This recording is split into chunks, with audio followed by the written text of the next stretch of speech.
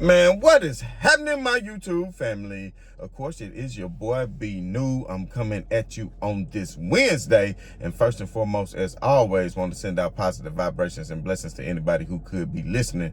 Now, with all that being said, we all know that the NBA season kicked off on yesterday with a doubleheader on TNT with the Boston Celtics taking on the New York Knicks. And of course, the late night games. What we're going to focus on today, of course, with that of the Los Angeles Lakers taking on none other than the Minnesota Timberwolves. And both of these teams have a lot changes from last year, and I'll say more so Minnesota as far as personnel wise, and the Lakers really not so much personnel wise, but more so coaching wise. And we'll get into all that in just a minute, but there's a lot we need to touch on. But first and foremost, let's get this out of the way just the way JJ Redick got it out of the way on yesterday. As far as the LeBron James, Bronny James playing together, that is something that was very important to LeBron James. It's something that he always wanted to do. He said he would do it a number of years ago, and that is a feat that he has accomplished. Although there are a lot of naysayers who think that Bronny doesn't even deserve to be on the NBA roster,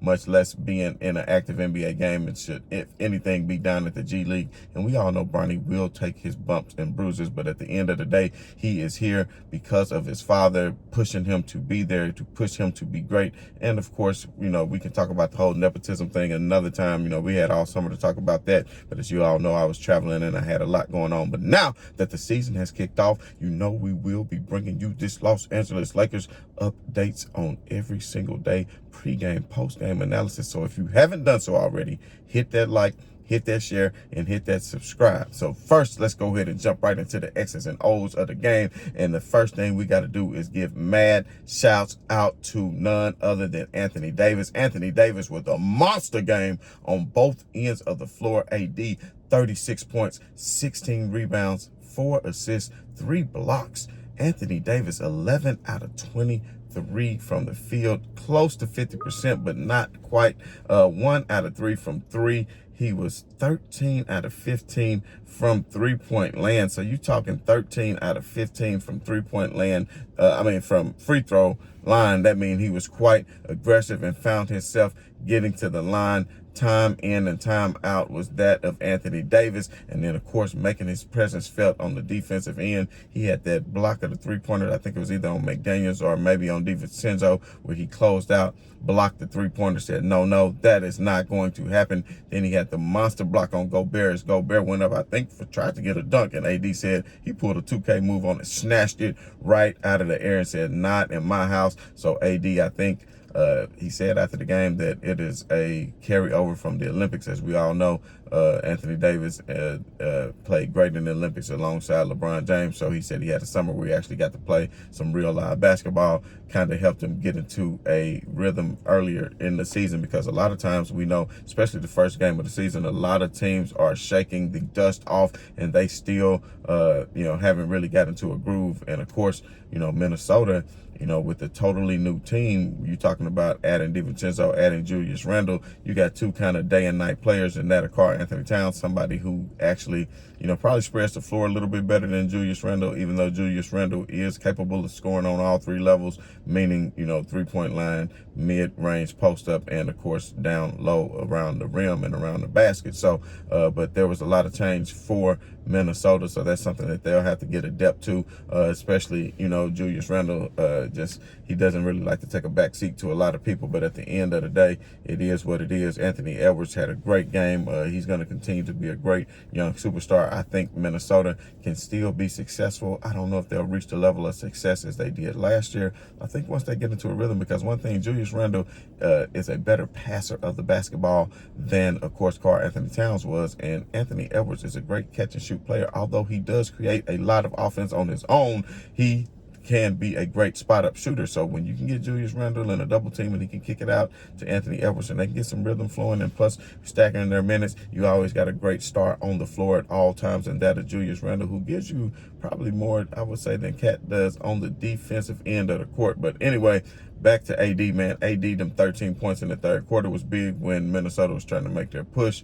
LeBron James didn't have such a great game. He was only 7 out of 16, 44%, only 1 from 4 from 3, 16 points, 5 rebounds, and 4 assists. And LeBron James did have some meaningful fourth quarter points as the Timberwolves still cut the lead down to, I believe, 6 at one point in the fourth quarter. But LeBron James said not so fast as he went on some fast breaks, taking advantage of Minnesota in the transition. And one thing I will say about the Lakers under J.J. Redick, you see a lot more ball movement. You don't see just the standing around, going down, dumping it down to AD, standing around with LeBron, waiting on the cutter or anything like that. You see motion, you see ball moving, you see cutters constantly moving.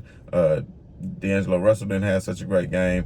It's like I said, checking out the cobwebs. Austin Reeves, he didn't have such a great game. He was 0 for 5 from 3. Austin Reeves, 12 points, 9 boards, 4 assists for Austin Reeves. But Rui Hachimura, I think, came in and set the tone early, and it was that second quarter in which Rui Hachimura really was lighting it up. He was getting easy dunks, run out to the rims. He came out and hit his first 3 of the game. So shouts out to Hachimura for coming in, stepping up in that starter's role and playing like he's supposed to be there. And this lineup in particular for the Lakers was very successful over the last 30 or 40 games of the year. Like, they were 3rd or 4th best record in the league with this particular starting lineup with Rui Hachimura, Austin Reeves, D'Lo, LeBron, and Anthony Davis. So I'm very curious to see, and that's why they stayed put. And you have to realize Vanderbilt is still hurt, still trying to come back from that injury.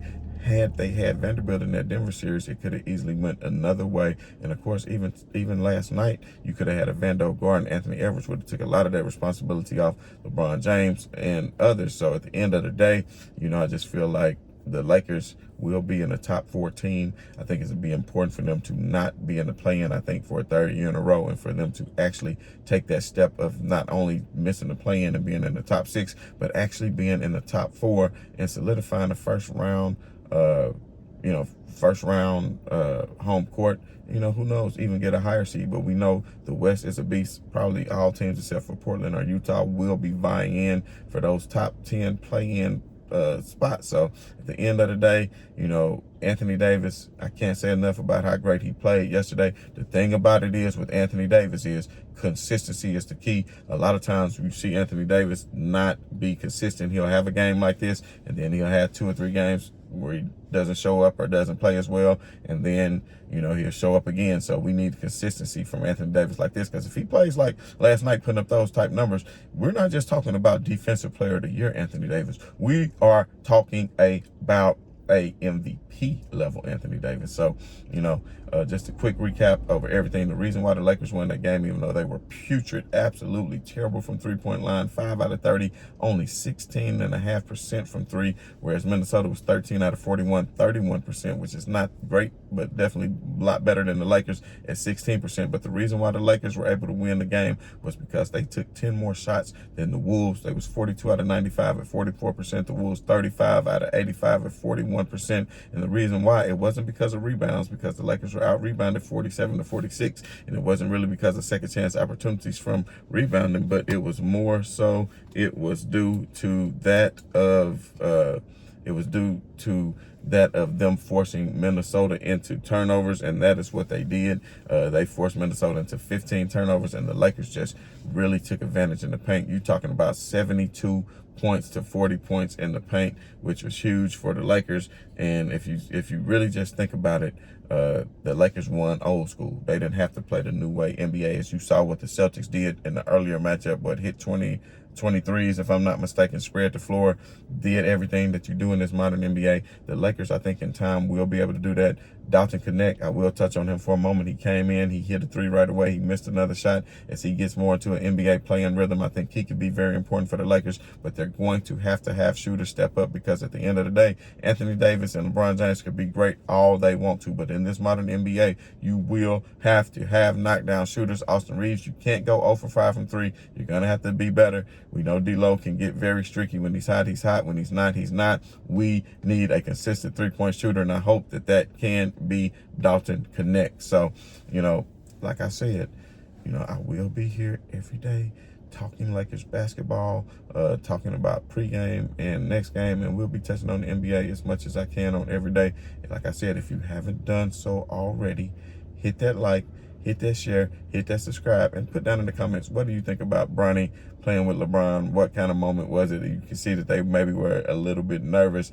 The Minnesota did go on like a 4 or 6-0 run during that time, but Bronny, for the time that he was in, the 2 defensive possessions that he had, he got mismatched with Randall, who scored over him, who should have, and then of course he got matched up with Anthony Edwards on a defensive possession where he actually was able to stop Anthony Edwards. Anthony Edwards missed a shot, so good defensive possessions for Bronny on that. He got a wide open look from a pass from LeBron. Unfortunately, he was not able to knock that down, but we'll see how much more playing time Bronny gets. I know a lot of people think he doesn't deserve to be there, but I say give him some time. I mean, you got to think he really coming straight out of high school because he barely played in college, especially with everything going on with the heart attack and the cardiac and everything else. So at the end of the day, we're just going to cheer them on. Laker Nation is going to be on the side of Bronny and, of course, LeBron James as they navigate through this season. Hey, the Lakers got their first win on opening night since 2016.